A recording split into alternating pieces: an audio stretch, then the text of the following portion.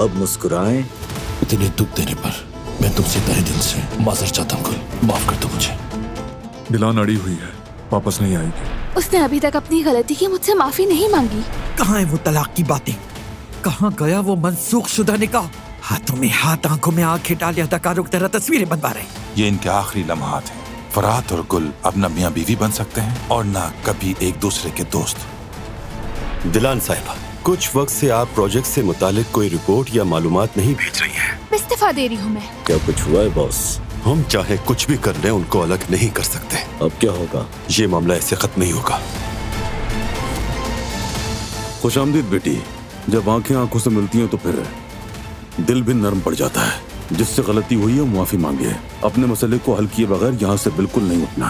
क्या जाना इतना आसान था? बिल्कुल नहीं। मैं इसलिए गई क्योंकि तुम मुझसे दस्तबरदार होना चाहते थे। शायद मैं इस शादी को निभा ना सकूं फरात, इसलिए अब ये खत्म होना चाहिए।